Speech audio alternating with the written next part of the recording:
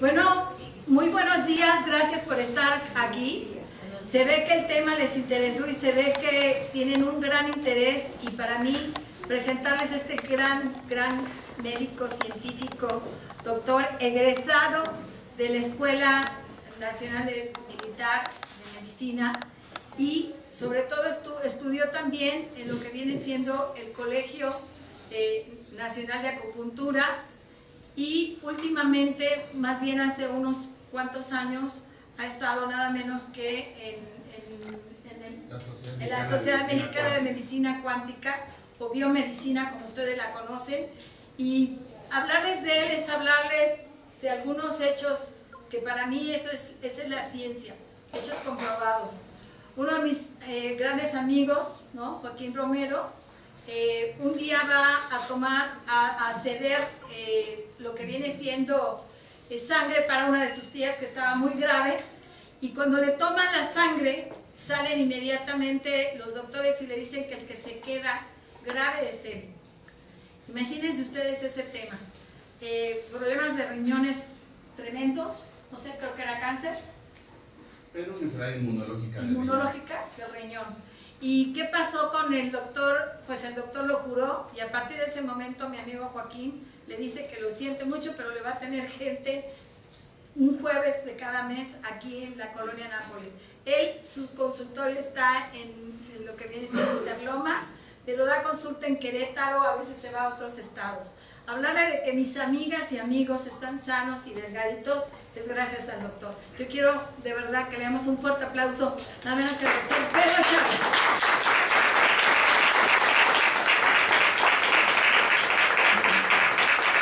Gracias, buenos días. Gracias, Florita, de verdad, muy querida amiga. Pues tratando de resumir un poquito, si yo doy esta plática, cada uno de nosotros, cada uno de ustedes va a tener un punto de vista distinto, porque todos tenemos información previa distinta.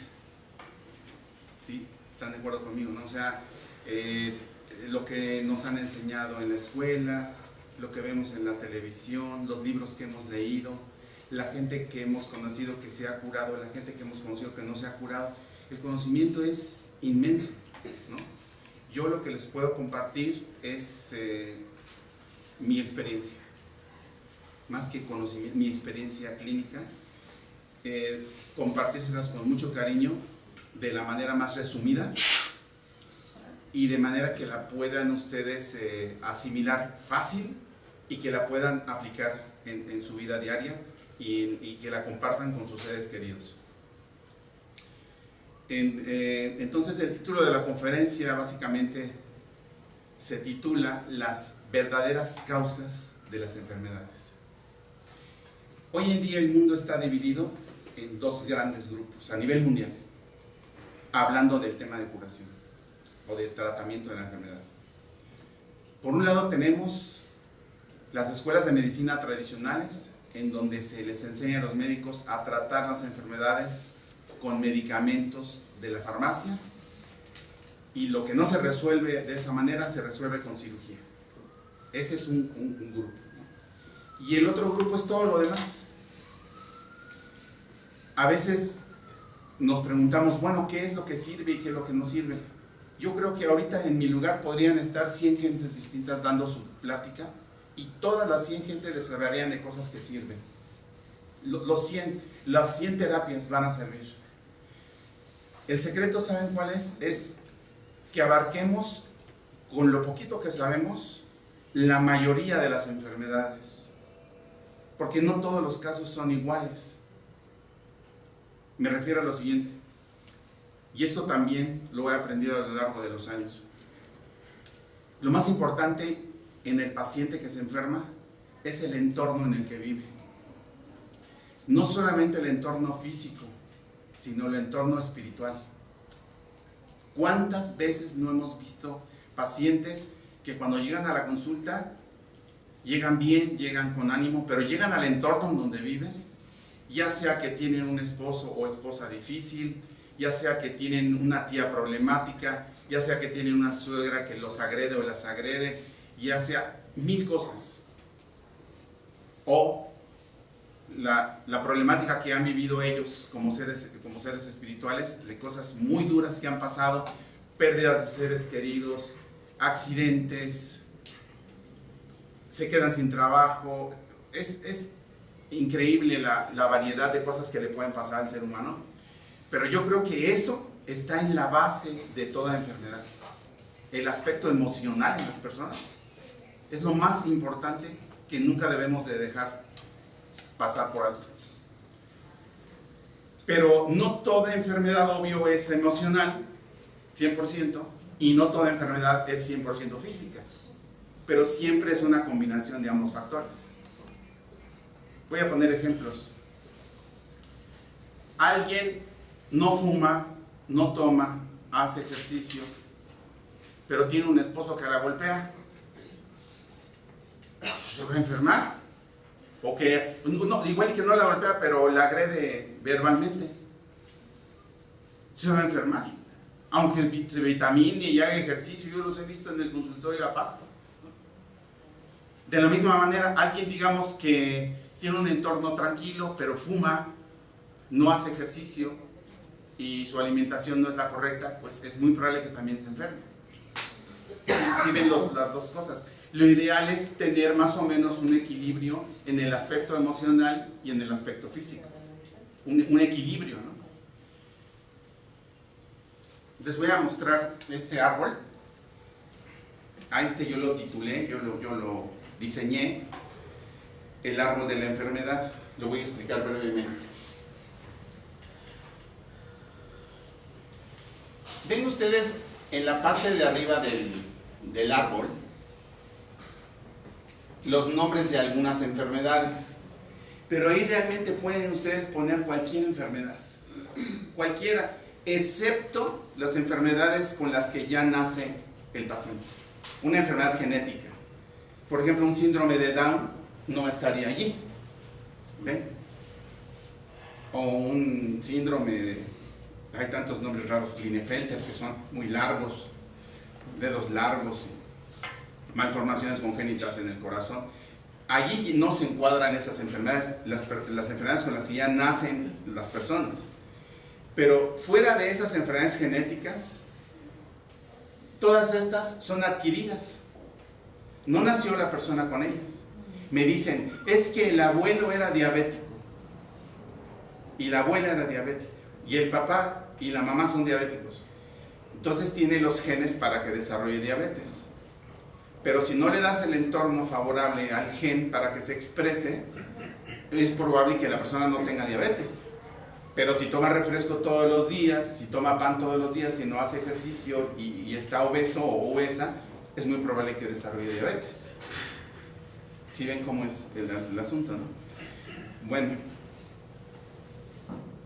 vean ustedes que en el tronco de este árbol están los nombres de muchos microorganismos: virus, amibas, hongos, parásitos y bacterias. ¿Quién tiene idea cuántas células tiene un cuerpo humano? 75 billones de células.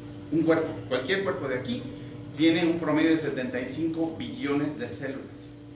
O sea, 75,000 millones de células. ¿Se dan cuenta de lo que cargamos? Un mundo celular impresionante, ¿verdad? ¿Cuántos microorganismos creen que hay en un cuerpo humano? 10 veces más. O sea, 750 billones de microorganismos en un cuerpo sano. Vivimos con un zoológico. En una gota de saliva hay 10 millones de bacterias. En una gota de saliva. ¿Se imaginan ustedes entonces qué proporción tan desigual?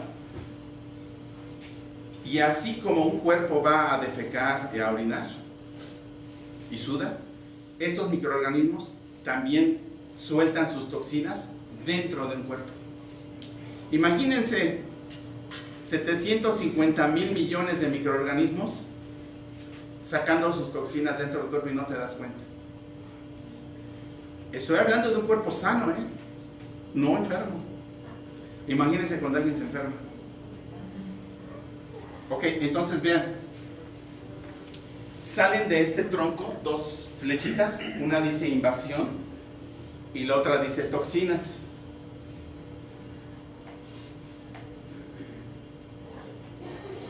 Y ese tronco está rodeado de una nubecita de color amarillo y dice entorno ácido. Cuando uno habla de este tema con los médicos, de entrada tienden a negarlo. Porque en las escuelas de medicina se nos enseña que el estado ácido o alcalino el mismo cuerpo lo regula. Es cierto, en la sangre, pero no alrededor de la célula. Son dos entornos distintos. Uno es el entorno de la célula y el otro es el entorno de la sangre. Lo van ustedes a oír como pH, ¿sí? Es la cantidad de hidrógenos que se pueden combinar para formar ácidos, ¿no? Por eso cuando uno come muchos carbohidratos, que son los azúcares, tienen muchos átomos de hidrógeno y se combinan en el cuerpo para formar muchos ácidos dentro del cuerpo. Entonces, ¿qué es lo que alimenta a este árbol, a este tronco, para que se forme un entorno ácido y de esta manera los microorganismos proliferen y se reproduzcan más rápido?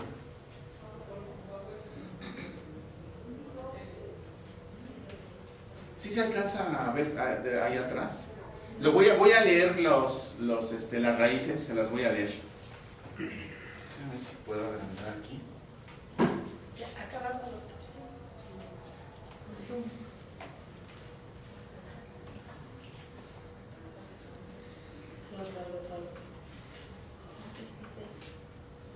Así un poquito mejor. Sí. Bueno, entonces vean ustedes las raíces del árbol de la enfermedad.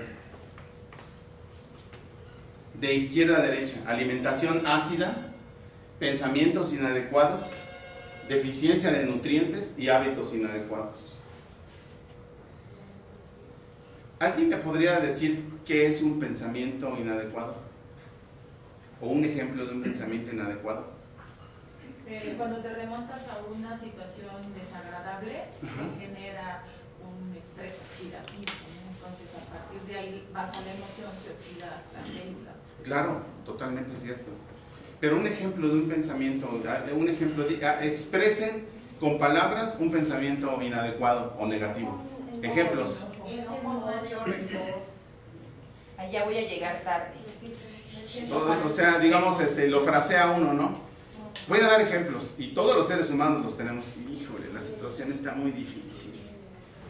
Está muy difícil, esto no va a salir.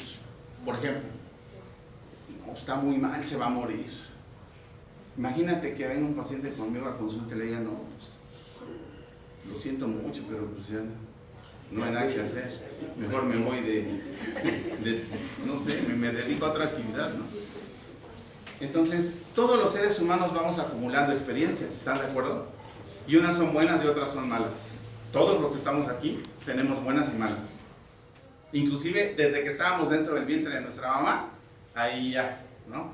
Se cayó la mamá, se pegó en la panza y uno ahí va botando también, ¿no? Entonces, todos los seres humanos tenemos experiencias buenas y malas. Y las experiencias se asocian con pensamientos, ¿no es así? ¿Cuál es la diferencia? Que cuando tú te levantes, dirijas tu atención a lo positivo o que dirijas tu atención hacia lo negativo. Y así empieces el día, ¿no? Y si cultivas o haces de costumbre tuya el dirigir tu atención a los puntos positivos, es muy probable que tu día sea mejor, ¿no? Porque tu experiencias negativas, o sea, yo creo que ahorita le doy una hoja a cada uno de ustedes y me puede describir unas 10, ¿no? O tal vez menos, ¿no? 5, pues. 5. De lo que le ha pasado a uno, ¿no? La relación de pareja, la relación laboral, cuando me pegó mi mamá, cuando me pegó mi papá. O sea, todos tenemos acumulados aquí experiencias, ¿no? Entonces, en uno está el dirigir la atención hacia el punto positivo o hacia el punto negativo.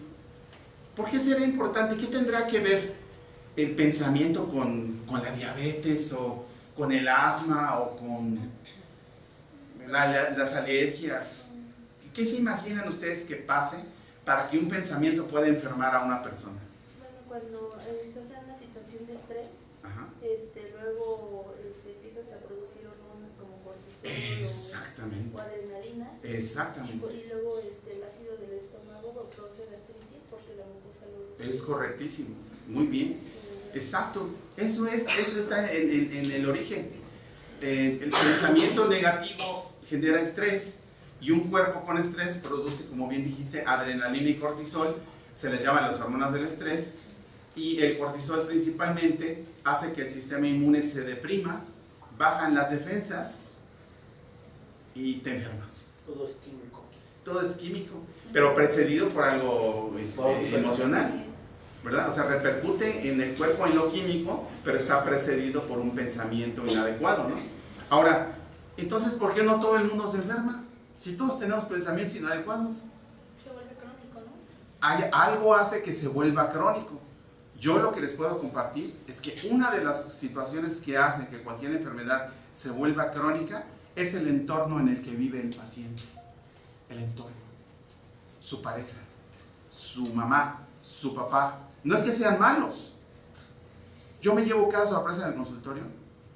Se llevan como perros y gatos la mamá y la hija, pero por separado son unos ángeles. No son malas personas, nada más que no hacen clic. Yo lo veo diario. Y les puse ejemplo de la mamá y la hija, ahí del esposo y la esposa. Oye, ¿qué esposo tan educado tiene? Y me dice la señora, sí, porque usted no vive con él. No lo conoce. Es un demonio. Y entran así muy propios, se sienten y atentos. Es cada quien, ¿no? O sea, hay muchos ejemplos, ¿no? Pero el entorno en el que vive el paciente es lo que determina que una enfermedad se vuelva crónica.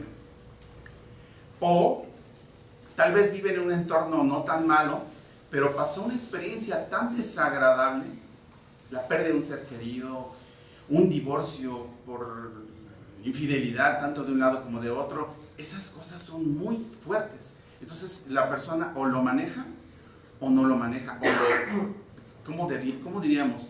Hay una palabra que se llama transmutar, ¿no? Como que, ok, pues, como en el judo, ¿no? Te lanzan un golpe, pues lo esquivas y proyectas al enemigo para que no te pegue directo.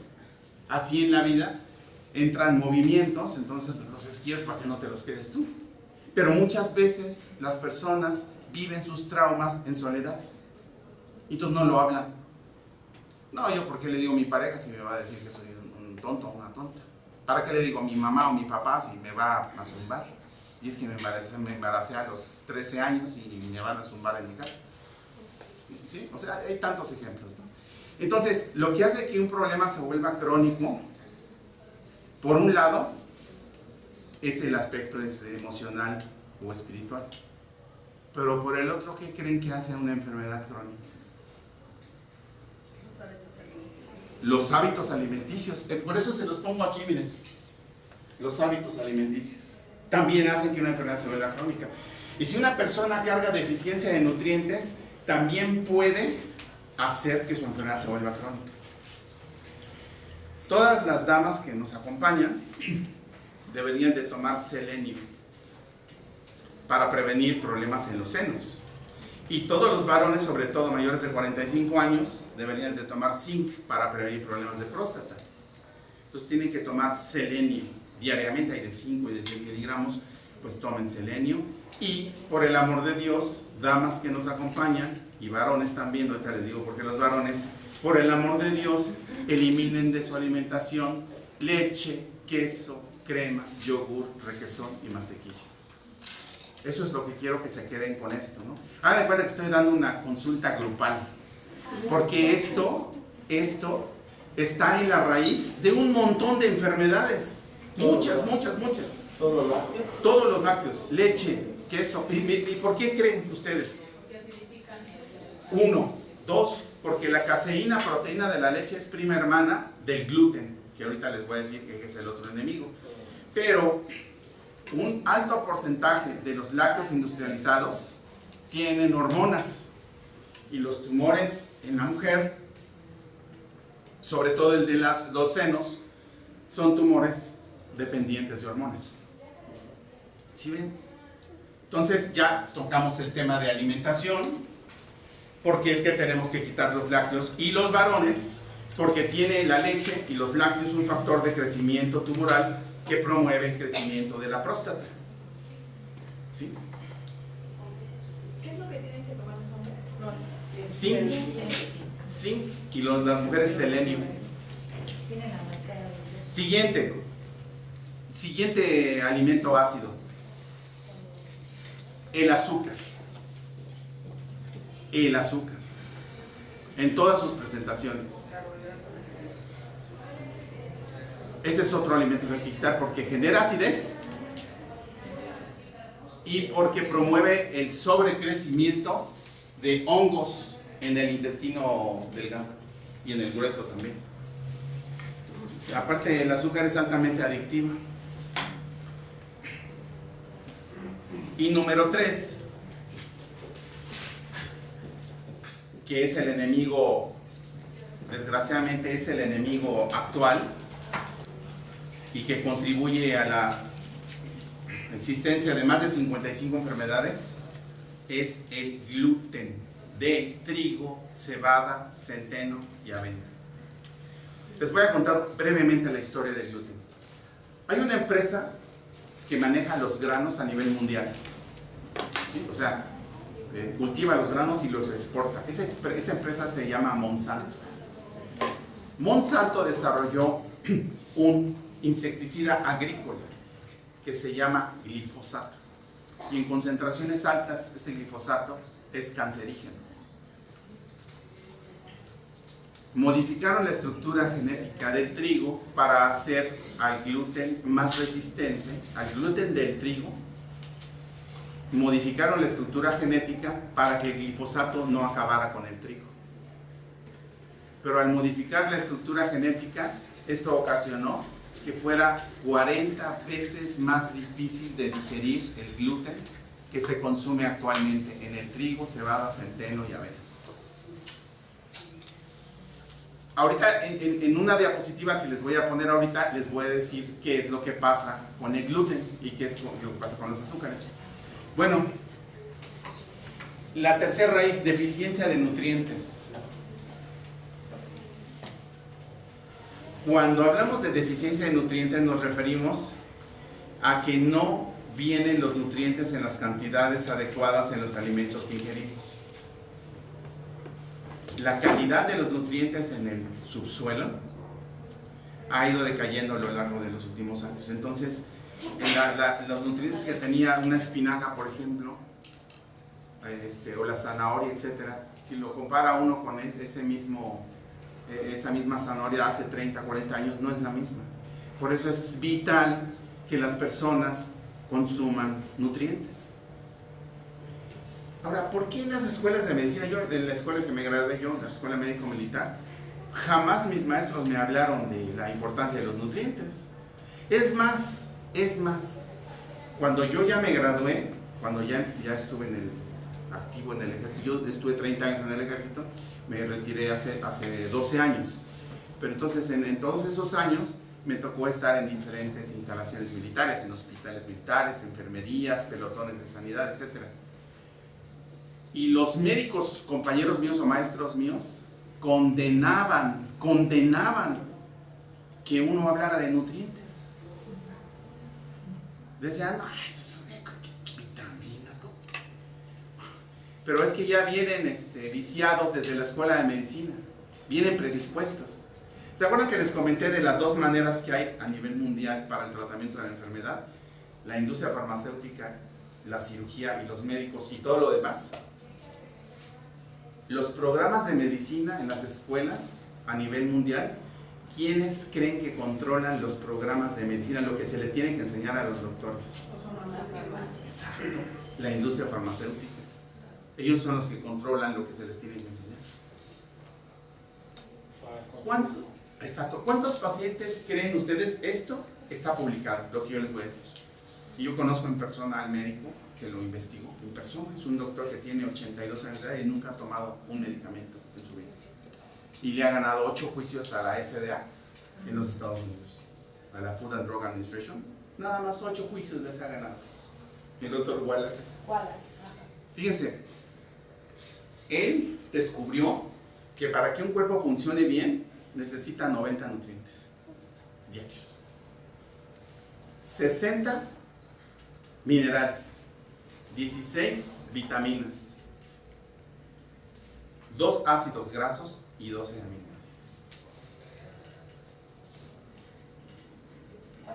Si le suman, 60, 16, 12 y 2, si le suman son 90.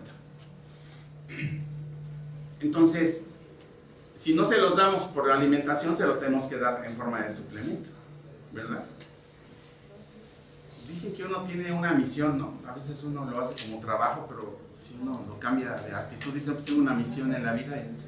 Y la misión de nosotros es ayudar. A veces no, el dinero, pero detrás de todo eso está la voluntad de ayudar. Y yo creo que la manera más honesta, es mi punto de vista, de ayudar a las personas no es con medicamentos. Entonces el doctor Wallach lleva una estadística desde hace muchos años y la saca del Centro de Control y Prevención de Enfermedades, que es un organismo en los Estados Unidos que lleva mes con mes la causa de fallecimiento de toda la Unión Americana. ¿Saben cuántos pacientes fallecen mensualmente en los Estados Unidos debido a medicamentos de la farmacia? 15,000 mensuales. 15,000 mensuales. Una paciente que me pidieron que fuera a ver, 92 años de edad, postrada en su cama, ya como pajarito. Ya no se movía, ya el cura ya había ido antes que yo llegara. Y estaban 20 personas de su familia esperando que yo dijera a qué hora se iba. ¿No? ¿A qué hora se va mi abuelita? ¿A qué hora se va mi abuelita? No, pues no sé. Entonces llega la hija y me trae una bolsa de esas del súper, como con 15 medicamentos de la farmacia. 15. Imagínate, tienes una señora que está postrada, que ya se está muriendo, pues lo que le estaban dando estaba acelerando su salida, ¿no? Entonces le dije a la hija, así como está esta bolsa, tírala a la basura, así, igualita, así, íntegra. Basura. Y entonces le dimos un jugo antioxidante que tiene un principio activo, se llama mangostán, porque es todo lo que podía tomar la viejita. Y se lo dieron a cucharaditas. A los 4 días la señora se sentó y entonces ya empezó a tomar suplementos que yo le mandé. A las 2 semanas ya se había levantado. A los 6 meses sus nietas me dijeron: estamos muy contentos, muy agradecidos, pero ya no soportamos a mi abuelita porque nos trae otra vez de encargo a todos. Fue en septiembre y la señora estaba bailando en Navidad. Me mandaron la foto, el video de la señora bailando, ¿no? Y entonces, si yo no le hubiera quitado los medicamentos, yo no la curé, ¿eh? Yo nada más le quité lo que le estaba matando. Pero si yo le hubiera dejado los medicamentos, esa señora se hubiera muerto. Y así hay un montón. Les voy a dar ejemplos de padecimientos que se pueden tratar sin medicamentos. Ejemplos: diabetes. Se puede tratar perfectamente. Tratar, pero no curar. Dependiendo. Hay casos que se han curado. Ahorita les voy a decir de dónde está la esencia. Hipertensión, o sea, presión arterial alta, se puede tratar sin medicamentos. Obvio, asma y alergias se pueden tratar sin medicamentos. Asma y alergias. Miomas depende un poquitito de la edad del paciente, de los antecedentes del paciente, sus niveles hormonales. Pero sí, se pueden, los miomas cuando se tratan a conciencia y que el paciente sigue las indicaciones, tal vez no se quitan, pero se disminuyen su tamaño y se encapsulan para que no vuelvan a crecer. ¿Qué hay detrás de los miomas? Son bien comunes ahora los miomas.